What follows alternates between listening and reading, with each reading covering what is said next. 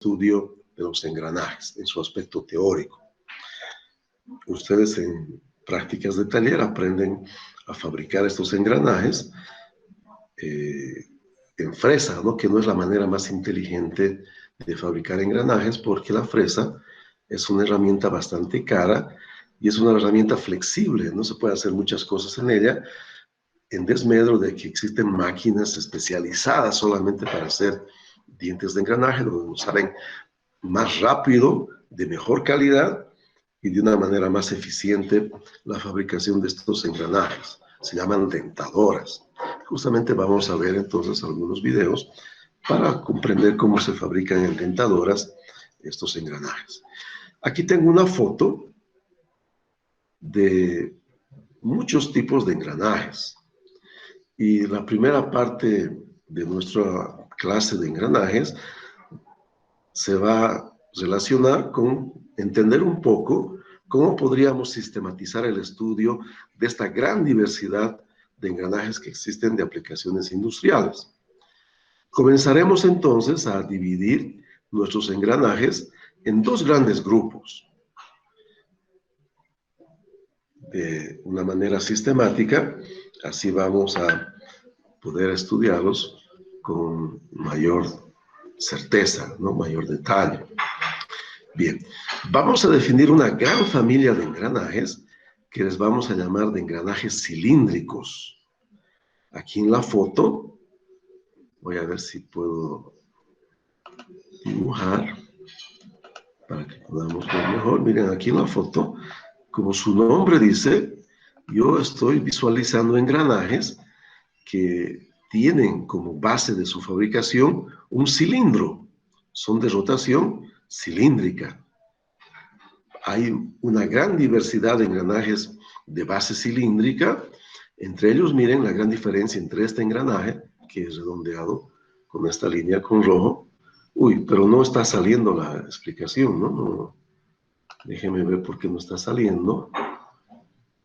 Voy a poner aquí. Ahora sí. Entonces hay una hay una diversidad de engranajes de base cilíndrica y aquí estaríamos percibiendo entonces hasta que encerrado en rojo como siendo, pueden ver bien porque yo veo alguna inestabilidad en la figura, ahora sí se ha estabilizado, ¿no? Entonces esta encerrada en rojo se percibe de que tiene los dientes, miren, paralelos al eje de montaje del engranaje. Voy a ampliar un poco más para que podamos ver mejor. Se puede apreciar entonces aquí, miren el eje del engranaje, aquí, ¿no? Va a pasar el eje del engranaje y los dientes son paralelos a la orientación de ese eje. Estos serían los engranajes más comunes, los más fáciles de fabricar, los más baratos y los más difundidos en la fabricación de todo tipo de maquinarias. Les llamamos engranajes de dientes rectos. Pero no son los únicos engranajes de dientes rectos que existen. Si nos fijamos en esta figurita de aquí, este engranaje, miren, es de base cilíndrica, pero los dientes son oblicuos, no son paralelos al eje que va entonces permitir el montaje del engranaje. Estos son los famosos engranajes helicoidales, engranajes helicoidales que también son cilíndricos. La otra gran variedad de engranajes entonces cilíndricos, después de los rectos, serían los engranajes de dientes helicoidales.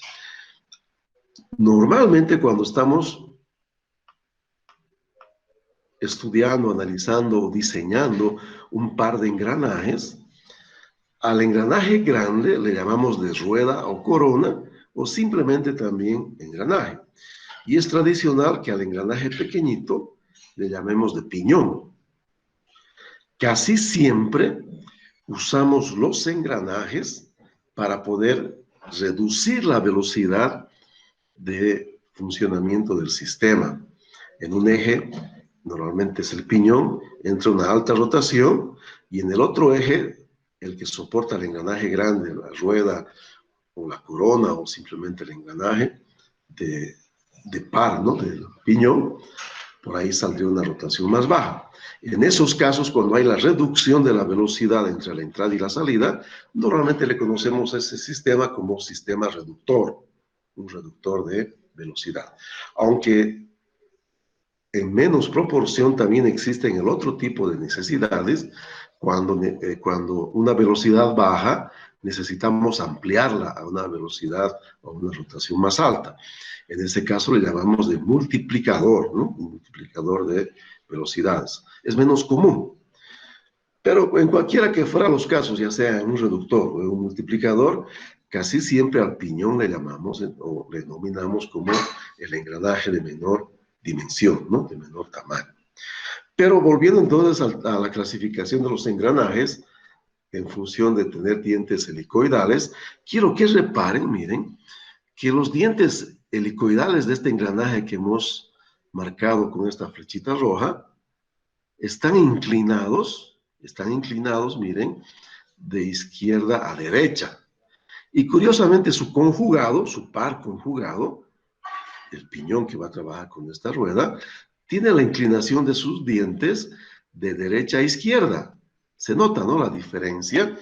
No obstante, entonces, que estos engranajes que trabajan uno con otro, helicoidales, ¿no? Son fabricados con el mismo ángulo de inclinación. Uno es hélice derecha y otro es hélice izquierda. Si no, no sería posible que engranen. Es una particularidad que tienen estos engranajes del tipo helicoidal, cilíndricos helicoidales. Muy claro, ¿no? Muy fácil de poder entonces entender esa gran clasificación que hemos tenido de los engranajes cilíndricos. Pero hay otras particularidades. Miren, yo quisiera que reparen uy, no tengo una foto a mano, pero de todas maneras voy a seguir guiándome por esta figurita. Yo quiero que reparen entonces que aquí atrás tenemos un engranaje un poco raro, que parecería que no es entonces cilíndrico y más bien entonces parecería un engranaje recto, no de dientes rectos, sino que no tiene una base cilíndrica y que parecería que es recto. Y miren, eso no es verdad. Voy a aprovechar entonces, ¿no? de mostrarles en una figurita para poder explicar mejor de qué se trata, que en nuestro caso, si yo tengo este círculo que estaría representando mi engranaje, miren, ¿no? Si yo comparo con un piñoncito que estaría representado por este círculo más chiquitito al lado, si yo saco un segmento de mi engranaje, yo corto un segmento de mi engranaje, me va a salir así curvo, ¿verdad? Si yo corto un segmento de este engranaje mayor, esa curvatura va a ser inferior. Pero, miren, si yo tengo un engranaje gigantesco, grandote, voy a dibujar una partecita nomás aquí, tengo un engranaje gigantesco, y yo corto un segmento, ese segmento casi va a ser recto. Y teóricamente, si yo tengo un engranaje de radio infinito, entonces yo corto un segmento de ese engranaje de radio infinito, yo tendría este engranaje que estábamos viendo hace un ratito, que sería entonces la famosa cremallera.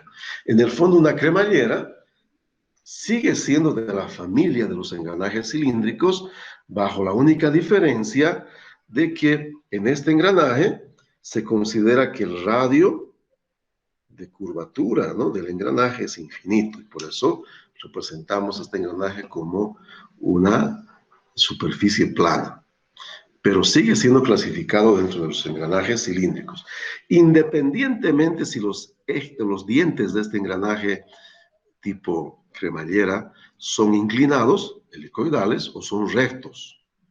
Hay de las dos versiones, inclinados, helicoidales y rectos, ¿no? Que serían todas las dos versiones de los tipos de engranajes cilíndricos que hemos estudiado hasta ahora, hemos comprendido que existen. Ahora, aquí usamos la cremallera.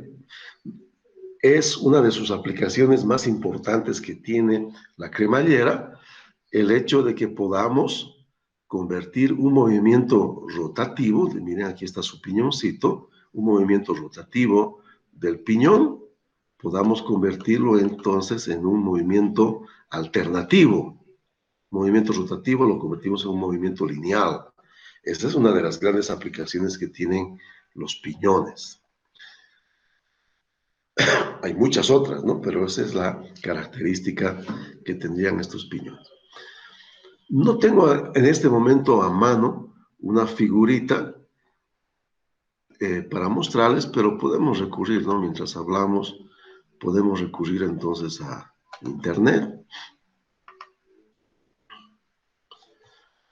para poder ver un engranaje de dientes rectos, pero interiores.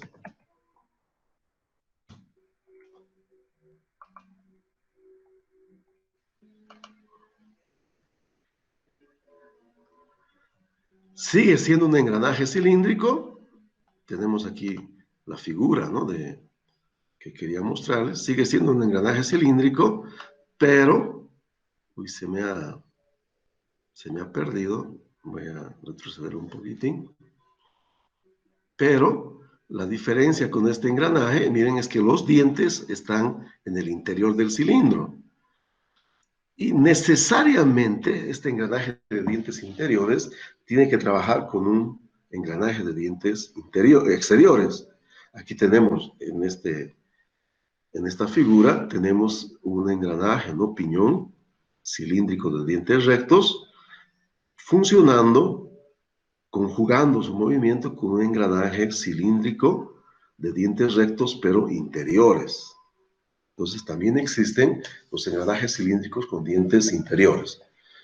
En otras palabras, hay engranajes cilíndricos de dientes exteriores, de dientes interiores, y ambas categorías pueden tener engranajes con dientes rectos o helicoidales. También hay entonces engranajes con dientes interiores, con dientes helicoidales, o sea, con dientes inclinados, ¿no? Y hay una gran diversidad, podrán ver, de este tipo entonces de engranajes con dientes interiores. Aquí hay algo que se usa bastante en reductores. Al mismo tiempo, ¿no? Tenemos un engrane con dientes interiores y con dientes exteriores. Entonces hay bastante diversidad, ¿no? de estos tipos de engranajes con dientes interiores. Pero sí existen, ¿no? Hemos visto que sí existen. Bien, otro tipo de engranajes muy importantes fuera de los cilíndricos, independientemente si son interiores, exteriores, dientes rectos, dientes helicoidales, son los engranajes cónicos. Engranajes cónicos. A diferencia de los engranajes que habíamos visto, de dientes rectos o helicoidales en base cilíndrica, ahora los dientes son fabricados en lo que sería entonces un cono en vez de un cilindro. Miren, aquí tenemos una foto de un par de engranajes que están conjugando entre sí, no están funcionando entre ellos, con entonces una base cónica. La única diferencia es de que en estos engranajes que estábamos viendo, los dientes no son rectos, ¿no? Miren, los dientes son así medio curvaditos. Vamos a ver una clasificación que nos va a permitir comprender mejor entonces a esos tipos de engranajes así curvaditos. Pero en el caso más simple, los engranajes cónicos son los que tienen dientes rectos, Y podrán ver de que en este caso los ejes de estos engranajes de dientes rectos no son paralelos como en el caso de los engranajes cilíndricos, sino los ejes son secantes en este tipo de engranajes cónicos con dientes rectos. Secantes quiere decir que se van a intersectar en algún lugar. El ángulo de los ejes, este ángulo de aquí, es el más usual que sea 90 grados, aunque no es un impedimento este de 90 grados, o no es una limitación, porque si es necesario, se pueden fabricar estos engranajes con dientes rectos, estos engranajes cónicos con dientes rectos, con cualquier ángulo de inclinación, ¿no? No es una limitante entonces el ángulo. Pero lo usual, lo más frecuente es que este ángulo entre los ejes secantes sea 90 grados. Un detalle importante, para poder entender ese detalle, voy a volver a mostrarles la figurita de un engranaje de dientes rectos.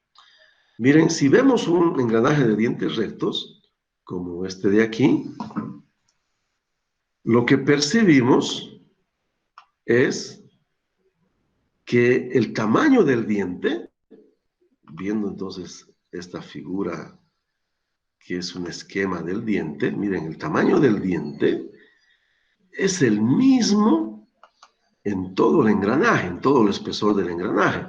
Eso no sucede en los engranajes cónicos de dientes rectos, porque miren, el perfil del diente aquí es más robusto y el perfil del diente en la parte de la punta del engranaje cónico es más pequeño. Entonces el tamaño del diente va cambiando.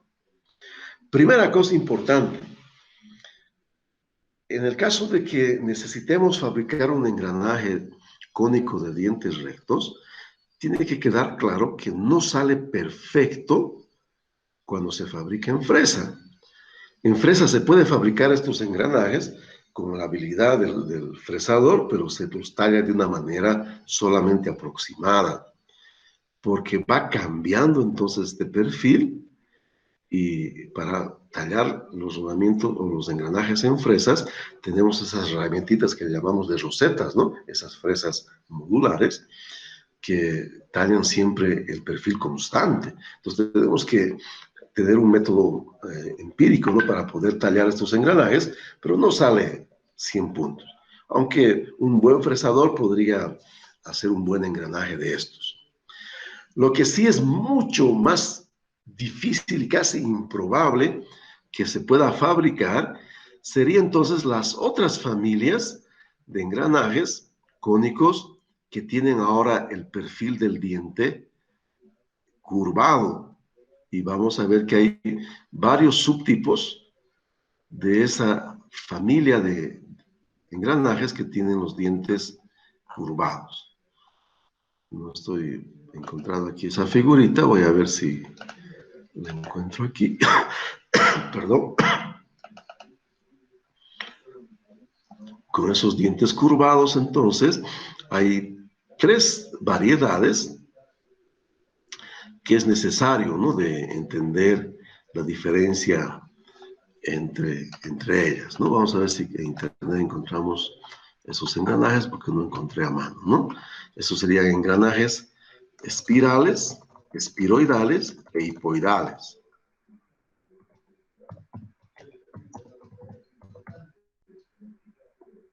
Hipoidal y espiroidal. Son las 3 variedades de esos engranajes cónicos que tienen curvatura en los dientes. Vamos a ver si tenemos una figurita, ¿no?, que sea fácil de ver para poder entender. Aquí está.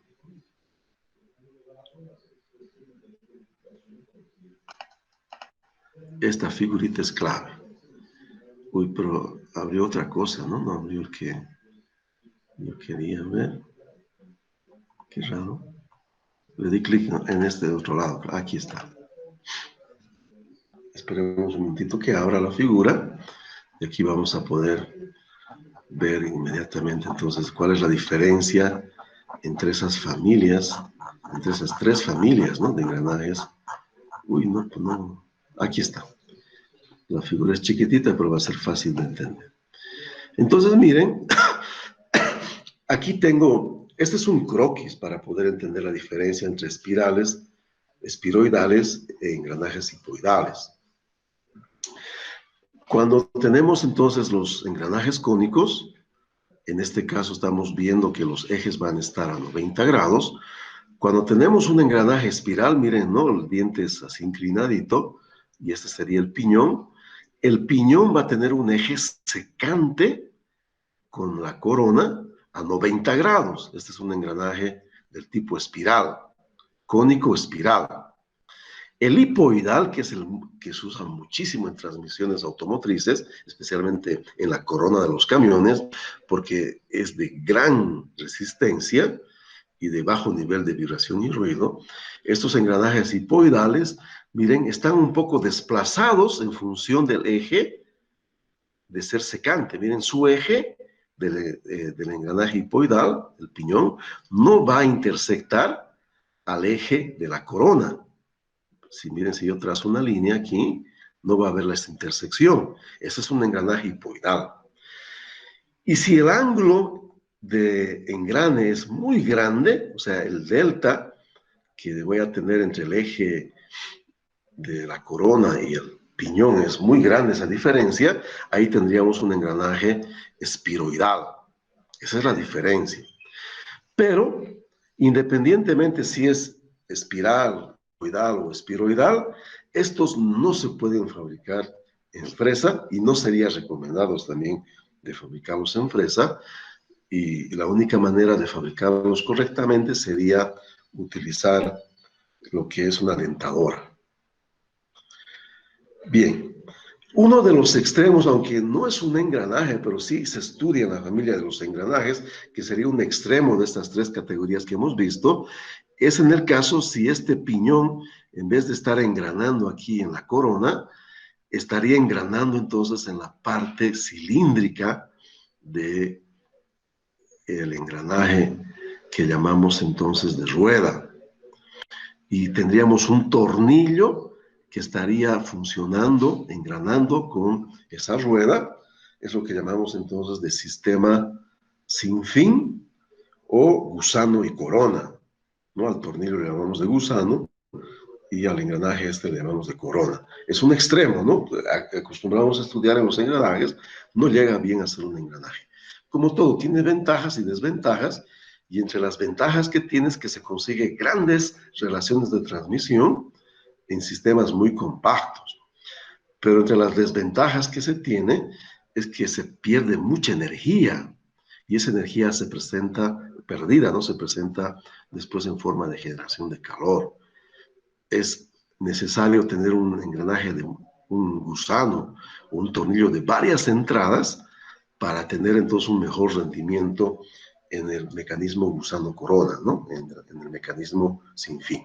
Bien, pero de todas maneras, lo que yo quería que ustedes comprendan es la dificultad que se tiene de fabricar entonces este tipo de engranes, incluyendo el gusano y corona, en fresa. Muchas veces es necesario que uno se fabrique una fresa madre, se llama, para poder tallar los dientes y poder tallarlos en la fresadora. Es la mejor manera, pero es muy lento y muy caro, ¿no? Hacer ese trabajo con fresa madre en un fresado. Una consulta, viendo esta figura de aquí, de lo que hemos aprendido, este sería un engranaje hipoidal, espiroidal, o sería un engranaje espiral. ¿Cuál de los tres? Le voy a aumentar 5 puntos en su examen a la persona que me responda correctamente. ¿Cuál de los tres tipos es este engranaje? ¿Hipoidal, espiral o espiroidal?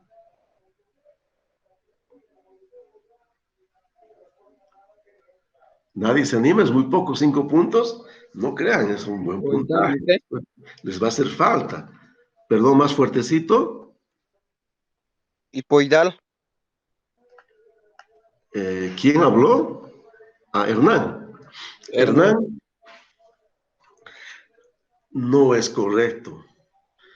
Aunque casi le achuntas, porque por lo siguiente, ¿no?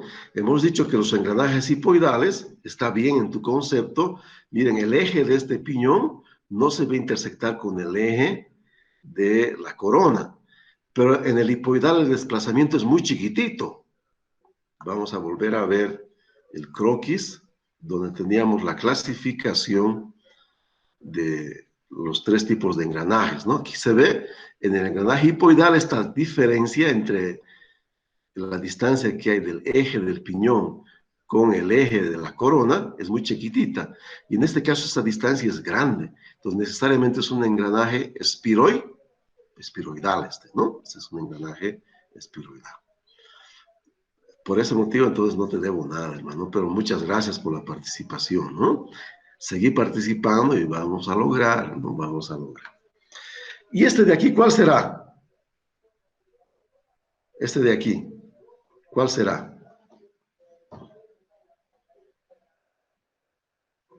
5 puntos al que se anime, a ver. Vamos, Hernán. Le diste al palo antes, ¿no? Y en este, puedes acertar esta. ¿Qué tipo de engranaje será este?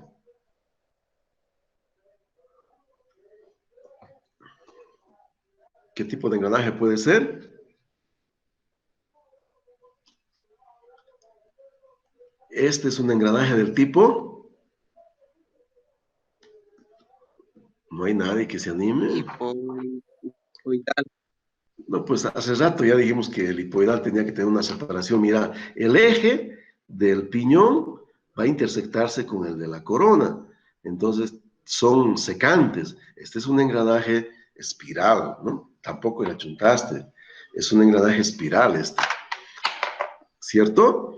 Y en los espirales puede haber ciertas variaciones en función de este perfil que tiene el diente del engranaje.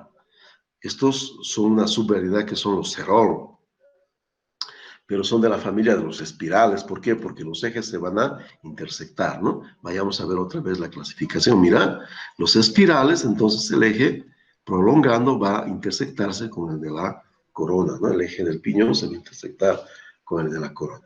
Bueno, entonces la intención era que conozcamos estos engranajes, la importancia que tienen en sistemas de transmisión especialmente automotrices.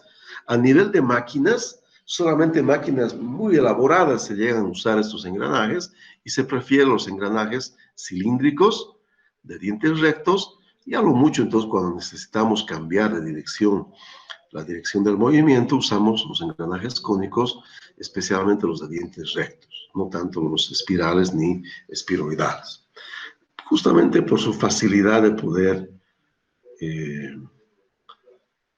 poder entonces sustituirlos.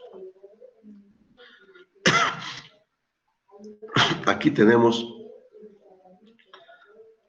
otro engranaje.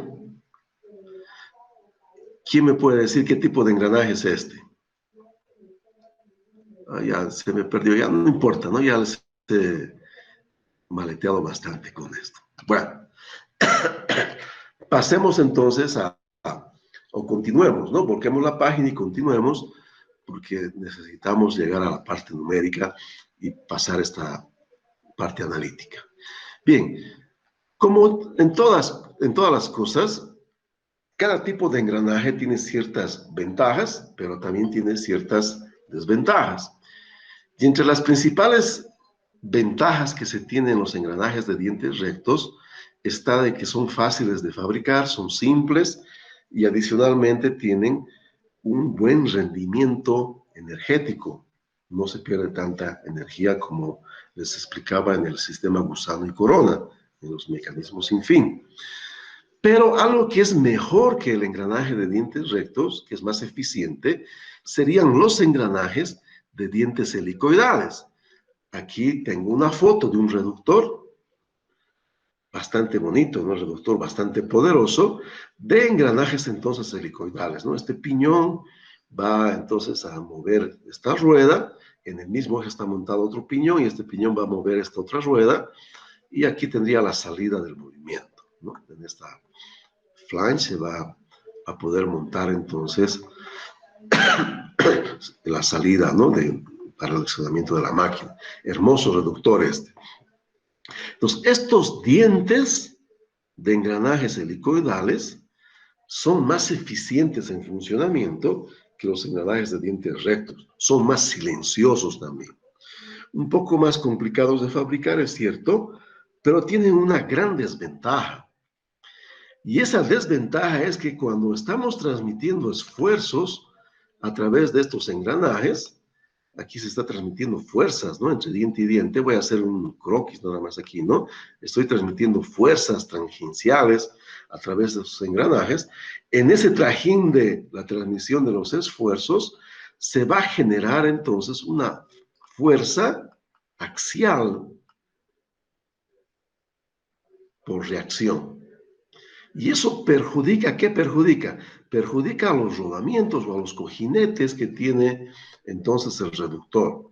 Necesito cojinetes especiales para poder soportar estas fuerzas de empuje que se generan en los engranajes con dientes inclinados, más propiamente conocidos como engranajes helicoidales. Por ese motivo, necesitaría, ¿no?, saber qué magnitud tiene esta fuerza para seleccionar o especificar adecuadamente los rodamientos o diseñar los cojinetes adecuados para resistir esta fuerza de empuje axial extraordinaria que se va a formar en este tipo de situación, ¿no? Aquí vemos en croquis, entonces estos rodamientos habría que seleccionarlos especialmente para resistir, ¿no?, los esfuerzos de empuje que se van a generar sobre los engranajes. ¿Cómo podría evitar esto? Miren, yo podría evitar este dolor de cabeza si es que yo generaría una fuerza opuesta que anule a la que estaba solicitando extraordinariamente al cojinete, una fuerza axial opuesta. ¿Cómo podría lograr ello? Fácil. Podrías entonces usar un engranaje doble helicoidal.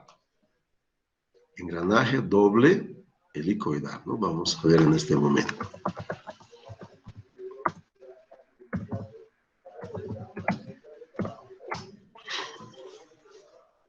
Bien, aquí tenemos dos figuras que nos muestran engranajes doble helicoidal.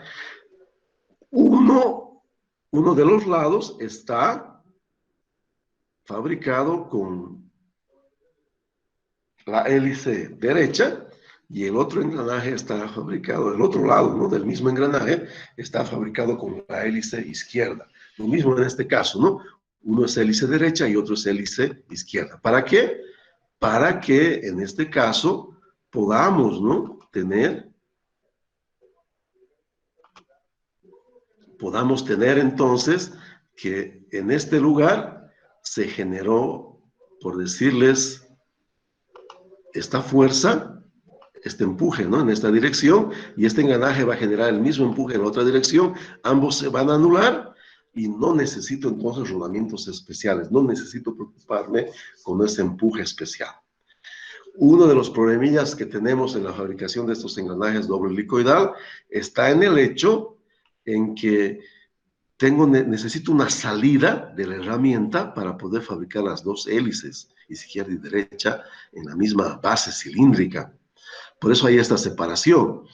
Si yo necesito un engranaje así tipo, voy a cambiar esto, perdón, ¿no?, así tipo cola de pescado, yo tendría que ingeniármelas, ¿no? Podría enllantar una parte, ¿no?, con la otra, unir de alguna manera, ¿no?, para evitar tener esta separación entre los dos engranajes. Voy a ver si conseguimos una figura de ese tipo de engranaje.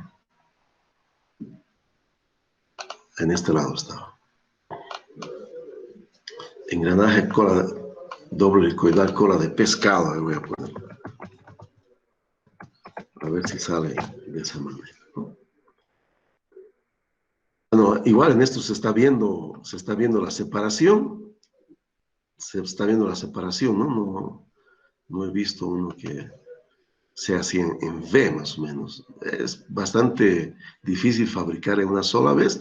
Habría que enllantar, ¿no? Aquí hay uno, ¿no? Aquí, en este caso vemos uno. Uy. Se me fue.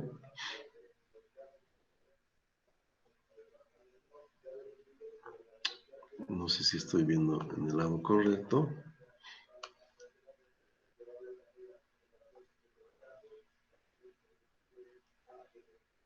Bueno, hay dos variedades de estos engranajes.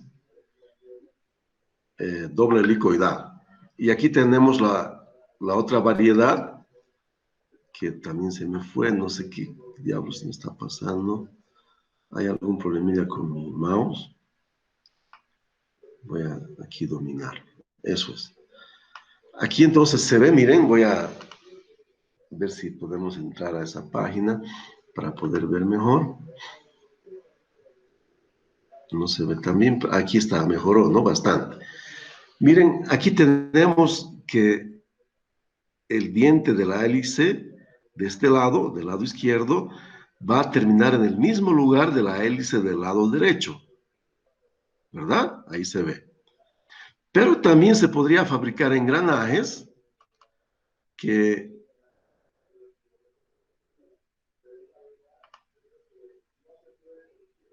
los dientes los tienen alternos. Entonces, este engranaje, este diente, no coincide con el del otro lado, sino el otro lado está desfasado, así de forma alternada.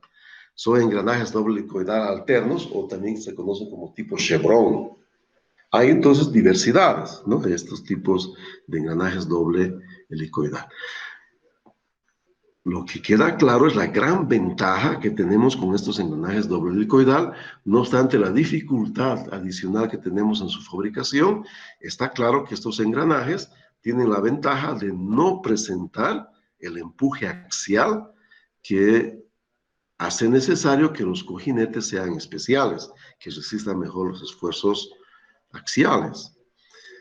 ¿Por qué? Porque estos engranajes doble helicoidal siempre generan empujes en direcciones diferentes que se anulan y evitan entonces ese problema que habíamos comentado de que tendríamos la necesidad de contar con engranajes especiales, ¿no? O con cojinetes especiales para resistir ese empuje axial. Bueno, concluimos la parte introductoria. Vamos entonces ahora a concentrarnos en estudiar de manera más analítica a los engranajes. Y vamos a comenzar entonces viendo esta figura de dos engranajes vecinos, o dos dientes, perdón, vecinos de un engranaje cilíndrico con dientes rectos, que es la familia de engranajes más fabricada, la más fácil de fabricar y en consecuencia la más barata también de poder conseguir en el mercado. Los engranajes cilíndricos de dientes rectos, dientes externos rectos. Vamos a definir algunas magnitudes importantes del engranaje en función del diente. Primeramente, quiero comentarles de que existen dos, voy a escribir aquí mi apoyo. Existen dos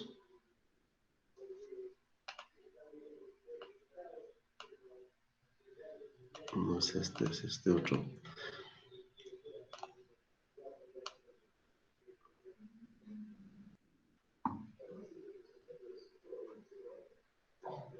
Ups, se me cortó la comunicación. Ahí está. Solo estaba tardando un poquitín. Entonces existen dos normas bajo las cuales se fabrican los engranajes en general. Una de ellas ha quedado bastante rezagada y la otra es muy vigente. Hay un retardo bastante grande entre, no sé si es la mala velocidad de internet, pero de todas maneras entonces vamos a dibujar aquí, ¿no? Entonces uno es el sistema modular, en el cual se define el módulo como siendo un diámetro de referencia que le llamamos diámetro primitivo comparado con el número de dientes. Este sistema modular es el que usa el Sistema Internacional de Unidades, reitero, sistema modular para poder fabricar, calcular y diseñar engranajes. está basado en el Sistema Internacional de Unidades. Es por eso el más difundido. ¿Cómo se define el módulo de un engranaje? Es la magnitud más importante de un engranaje, el módulo, porque en función de este módulo se puede encontrar todas las otras dimensiones del engranaje. Todo está relacionado al módulo. Entonces, el D es el diámetro primitivo y la Z es el número de dientes que tiene el engranaje. El módulo está definido como siendo la relación del diámetro de referencia o diámetro primitivo dividido entre el número de dientes. Los módulos son magnitudes discretas. No es cualquier módulo el que yo tengo definido en el sistema modular. Hay una serie que vamos a verla de aquí a poquito. No es uno que puede inventarse. No puedo fabricar un engranaje con un módulo 0.33. No existe. O tendré que fabricar con módulo 0.25 o 0.5. Son sistemas normalizados, esta serie de los módulos que existen entonces. Bien, y el otro sistema que se utiliza ya muy poco, y solamente hay en máquinas muy antiguas, es el que utiliza el sistema del diametral pitch, y que se ha traducido como paso diametral. No es una terminología tan adecuada, pero se conoce también como paso diametral o diametral pitch. Y tiene una definición al contrario del módulo. El diametral pitch está definido como siendo el número de dientes que tiene el engranaje comparado entonces con el diámetro de él. Pero en sistema inglés. En el sistema inglés. Entonces el diametral pitch se mide el número de dientes por pulgada, ¿no? El diámetro va a estar en pulgadas. Y el módulo, si bien que acostumbramos a decir que tiene unidades de milímetros, aquí por la ecuación estamos realmente verificando que las unidades del módulo serían milímetros por diente, al inverso del diametral pitch. El diametral pitch, pero al ser un sistema de unidades inglesas, siempre se mide en número de dientes por pulgada. Número de dientes por pulgada. ¿No? Eso me hace recuerdo a las roscas. ¿Se acuerdan de las roscas? Las roscas en los elementos roscados, en los bulones o pernos del sistema entonces inglés, está definido así, ¿no? Los hilos, ¿cuántos hilos? O sea, número de hilos, número de dientes por pulgadas, lo mismo, ¿no? Está definido con esa misma filosofía. Bueno, entonces una vez que hemos visto que existen los dos tipos de sistemas, ¿no? El modular y el diametral pitch, nos vamos a concentrar en estudiar solamente el sistema modular. El sistema modular es el que me interesa de comprender ahora. Es el más usado y el más disponible. Bien, vamos a comenzar entonces definiendo si este es el diámetro de referencia, este es el diámetro de referencia, este que está pasando más o menos por la mitad del diente. El otro nombre es el diámetro primitivo, el diámetro a partir del cual estamos definiendo esta magnitud tan importante de los engranajes, que sería su módulo. Entonces miren, lo que medimos hasta el extremo del diente, hasta la parte superior del diente, a partir de la línea primitiva, del diámetro primitivo, se llama adendum. Adendum. Y la magnitud del diente que está abajo del diámetro primitivo hasta el diámetro del fondo del diente, donde pasa el pie del diente, esta circunferencia del pie del diente, le vamos a llamar de dedendum. Adendum y dedendum. El adendum vale una vez el módulo. El adendum vale una vez el módulo. Y el dedendum vale 1.25 veces el módulo. sumando adendum más dedendum, adendum más dedendum, ¿qué es lo que tengo? Tengo entonces la altura total del diente, que va a valer siempre en el sistema modular, va a valer siempre entonces la altura del diente, va a valer 2.25 veces el módulo. Esta altura del diente, ¿cuánto vale? Vale 2.25 veces el módulo. Esto es importantísimo, es fundamental de recordar, ¿no? La altura del diente de un engranaje modular vale 2.25 veces el módulo. El módulo entonces me va a permitir calcular todo lo que es en relación al engranaje. Si yo necesito fabricar un engranaje en fresa, por ejemplo, primero voy a tener que tornear un cilindro con el diámetro externo del engranaje. Entonces vamos a hacer nuestro formulario por la importancia que tiene, ¿no? Ya habíamos definido que nuestro módulo está entonces definido como siendo el diámetro primitivo dividido entre el número de dientes que tenga el engranaje. Y mi diámetro externo, miren, este diámetro externo, ¿es igual a qué?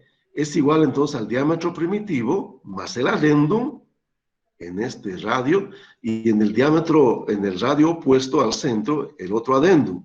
Entonces, mi diámetro externo, voy a denominar como D nomás, va a ser igual al diámetro primitivo más 2 veces el adendum. Pero ¿cuánto vale mi adendum? Mi adendum vale, perdón, voy a poner aquí, mi adendum vale una vez el módulo. Entonces, ¿no? Hemos encontrado una ecuación muy simple que me permite calcular el diámetro externo de un engranaje, el que voy a tener que tornear para fabricar mi engranaje, que es igual al diámetro primitivo más 2 veces el módulo. Voy a encerrar entonces entre un cuadrito estas expresiones que para nosotros van a ser fundamentales y son bien sencillitas, ¿no? Son sumamente simples. Bueno, otro detalle, ¿no? Para poder calcular el engranaje voy a tener que también conocer el diámetro interno o por lo menos la altura del diente. La altura del diente está definida como siendo en el adendum más el dedendum. O sea, el adendum vale una vez el módulo y el dedendum vale 2 o 1.25, perdón, veces el módulo. O sea, mi altura del diente va a valer 2.25 veces el módulo. Voy a encerrar entonces en un cuadrito también esta ecuación tan simple que es tan importante entonces para el cálculo de los engranajes, ¿no? Entonces, ahí tendríamos la otra ecuación. Y finalmente lo que nos interesa es el radio del pie del diente, diámetro interno le vamos a llamar. Ese diámetro interno es igual al diámetro primitivo, al diámetro de referencia, ¿no? Este de aquí, menos una vez el dedendum y otra vez el dedendum del diámetro opuesto, del lado opuesto. Entonces va a ser el diámetro primitivo menos, ¿cuánto vale el adendum? Ahora vamos a ver, pero es 2 veces el dedendum. Esto entonces va a ser igual al diámetro primitivo menos 2 veces que multiplica. ¿Cuánto vale el dedendum? 1.25 veces el módulo. Haciendo las cuentitas, el diámetro interno es igual entonces al diámetro primitivo menos 2.5 veces el módulo. Estas 4 ecuaciones son tremendamente importantes y son muy simples. Módulo, diámetro externo, altura del diente y diámetro interno o diámetro del pie del diente. Son entonces ecuaciones muy importantes para poder manejarlas. Pero a veces es necesario contar con lo que es una ecuación que permita determinar estas magnitudes en función del número de dientes, como habíamos definido entonces en el caso del módulo. Si ese es el... Voy a poner entonces en otra pantallita. Si esa es la necesidad, entonces vamos a definir aquí, ¿no? Nuestro diámetro primitivo está definido en función del módulo por el número de dientes que tiene el engranaje. Esta es nuestra primera ecuación. Bien, el diámetro externo va a estar definido como siendo el módulo que multiplica al número de dientes del engranaje más 2. Esto también, ¿no?, es muy importante, ¿verdad? Entonces, esta ecuación la podemos deducir del anterior caso, de este caso donde habíamos visto de que el diámetro externo era igual al diámetro primitivo más 2 veces el módulo. Pero entonces el módulo va a dar el diámetro sobre el número de dientes y de ahí podemos despejar, ¿no? ¿Cuánto sería entonces 2 veces el módulo? Pero de todas maneras, la ecuación es bastante sencillita y tendríamos que el diámetro externo va a ser entonces el módulo más el número de dientes más 2. De esa manera podemos desarrollar esas dos ecuaciones que son tan simples para el cálculo de nuestros engranajes de dientes rectos cilíndricos.